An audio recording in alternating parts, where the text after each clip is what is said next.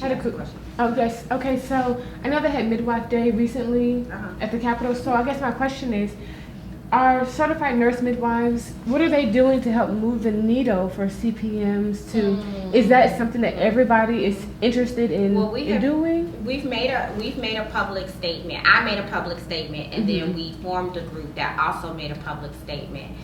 So let's use that to, we're gonna talk about MEAC briefly. MIRA, not MEAC, US MIRA really quickly. So the US MIRA is really a partnership.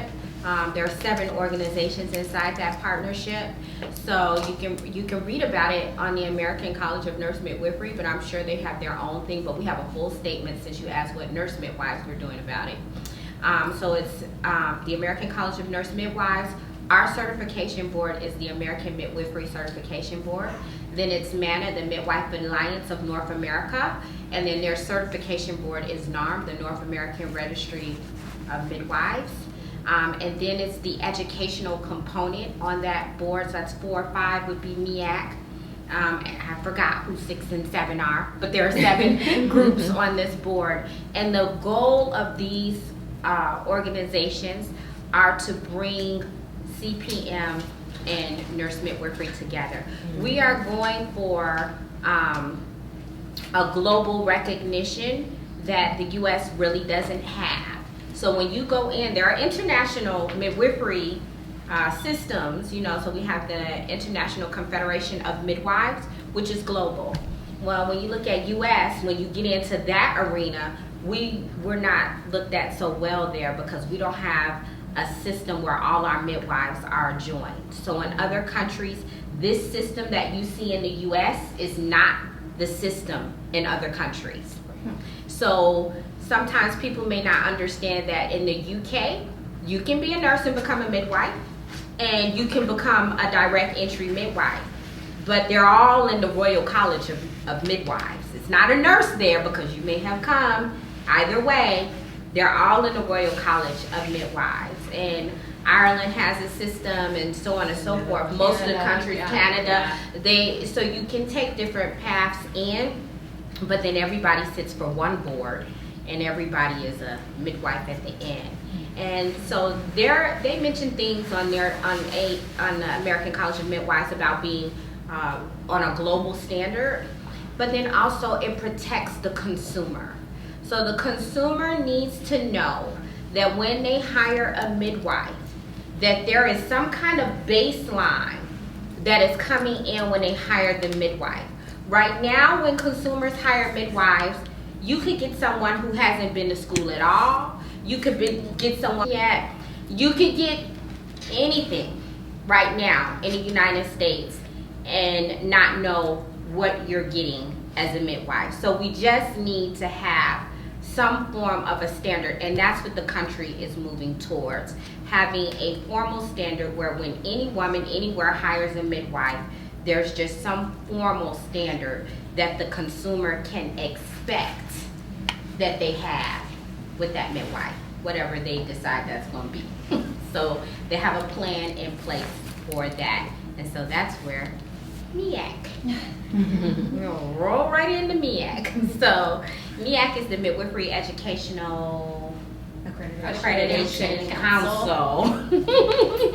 And so now they have the MEAC schools. Now, were you around before the MEAC schools? No, that was me. Were you around before the MEAC schools? Yeah. Mandy, tell us about the difference between pre-MEAC and post-MEAC.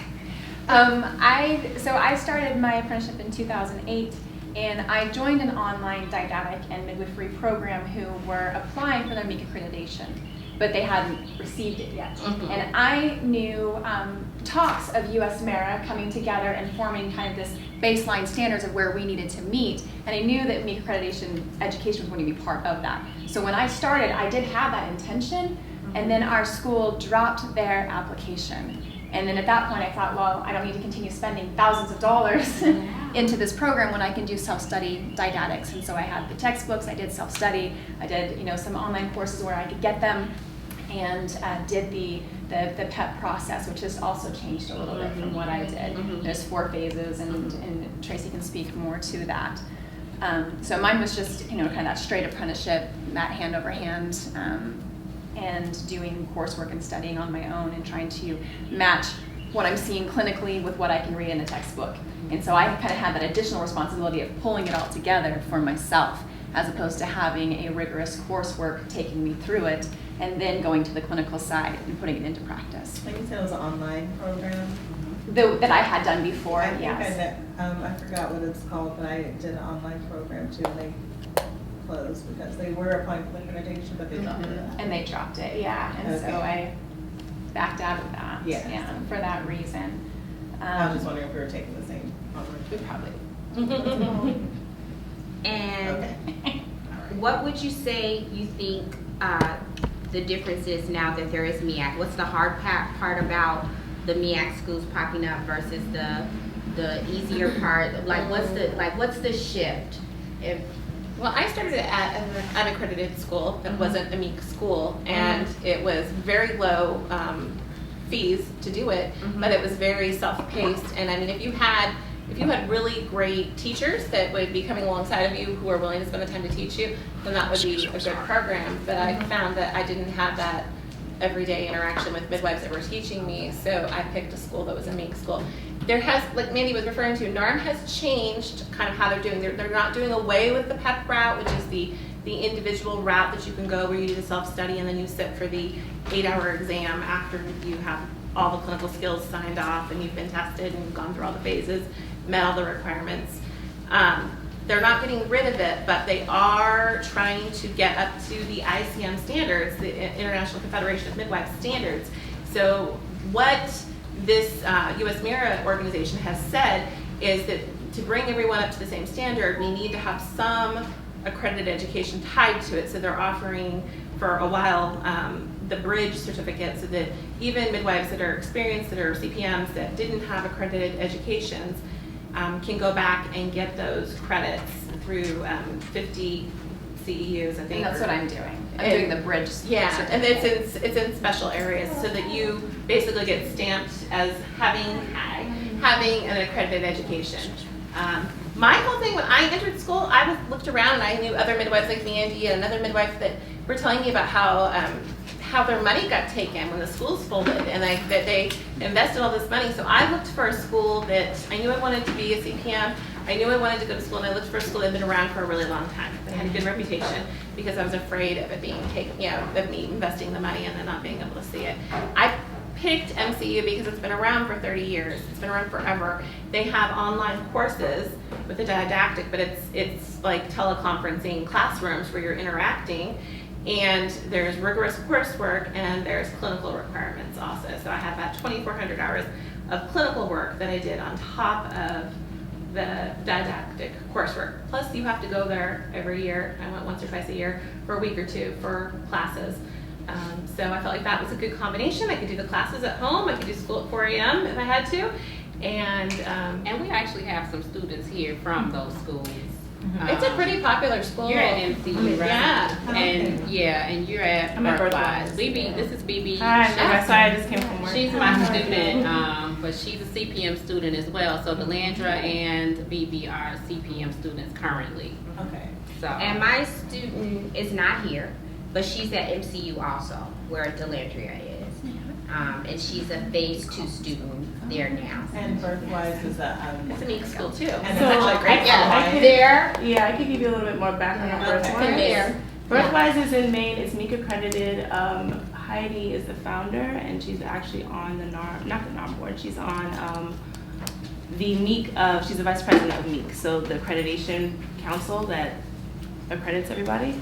So that's really helpful. So one thing I like about Birthwise is they have 2 options. They have the community program, which I'm in. Basically, I'm home for around 8 weeks, and I'm studying online, self-study, Yeah. and then I travel up to Maine. So like right now, I travel up, I just bought my ticket. I travel up for school the 18th, and the last 2 weeks of March, and then I'm getting my hands-on, my skills. We take OSATs, which are like, literally the hands-on skills for emergencies and everything else, venipuncture, exams. So I like the fact that we do have that opportunity. It is annoying, I won't lie, in terms of traveling so often. But it has seemed to work for, we have all types of women, mothers of 5 that live in Washington, single moms that, make it work. And my school is really, really open to, if you gotta bring your kids, we find you a place to put your baby, you know what I mean? Or you bring your baby to school, that's fine. Yeah, even me, I was having an issue last session, and you have like your one Hail Mary where you're allowed to stay home and do classes via GoToMeeting. So I was able to do that, but I did miss out on the hands-on, so I'm looking forward to having that opportunity when I get back to school. But they're really willing, because it's such a small school, they have the ability to really work with you. And not saying you don't have to do things, I'm saying they have the ability to really work with whoever they let in. They also have, I was the first person to be awarded the Women of Color Scholarship in 2014. So, and I received it for this session coming up. My journey's kind of been back and forth. I'm from New York, so CPMs are just not legal there. So, when I started in 2014, there was kind of, it's going to be hard for you to be a midwife, not it's going to be illegal. So the community that I would serve is New York City. It might have been, even though there's other stuff happening in New York right now, but there are some CPMs that have served the Mennonite community and the other kind of communities upstate New York, but they were licensed in Vermont, but they were licensed in Boston. That's now, being examined, right? But I wasn't able to continue my education at Birthwise at the time because I didn't see myself leaving New York. And then when I started over, I had to make that commitment and just say that I want to be a CPM, I want to serve my community, so I have to move. I have to change my life and leave. Right. So, yeah. It's a good thing to discuss. And how are your hands-on skills done at MCU? Well, I'm in phase 1 of the program, which is it's just more heavily focused on classwork. So kind of laying the foundation, what is midwifery, exploring public health, exploring how to do research. So I'm in that phase of the program. And then, as Tracy said, they've changed it to once a year you'll go in and you attend a skills workshop. And in phase 2, you begin to work with a preceptor in your community. So that's when you shadow as a student, as a assistant. Now, I know my student did fly up between phase 1 and phase 2. She flew up and did some sort of a skills thing. She was there for 3 days. A lot of testing. Do you know what that was? She was doing, Tracy. No, I know that I went to an advanced skills thing at the end of mine where I went to Utah for a few days and I worked with, some states just have more midwives that are doing home birth and are more, they have birth centers and they'll hold things and you can go to them and the skill sign-offs will count for the school program. Fabulous. So it's different when you're at a MEAC school, they recognize different programs for sign-offs and so part of my skills were taught by a labor and delivery nurse here that lived in my neighborhood, that lived down the street from me. She taught me like the basic skills that I needed to have, and then some of my skills were taught by, I was in an apprenticeship with 2 nurse midwives locally here, and then I also some of my skills were taught by the midwives in the Philippines that got signed up, but that particular birth center had a connection with my school and had been approved by my school. They had been out there and they wouldn't just let you go to any birth center. So one of the benefits I think of a MEAC school is they tend to have connections. I was able to meet students from all around the world and have connections even in other states. So when I opened my practice, I had a midwife mentoring me that was in Florida who was electronically sharing charts with me and reading my charts and mentoring me and was just helping me get through that first year of midwifery. So I think that's the one thing that I hear. So you have to say, people everywhere from the school. And there is a degree of flexibility you have to have to achieve your goal, right? You're going to have to travel somewhere. You may have to, you may have a preceptor available that's within 100 miles of you, or in a different state. People move from New York to come here to train to be a midwife. So, I did that PEP process, and even working in a high volume home birth setting that I was, I still needed to go to a birth center and get some of those numbers. So I did that for part of my summer in order to boost that.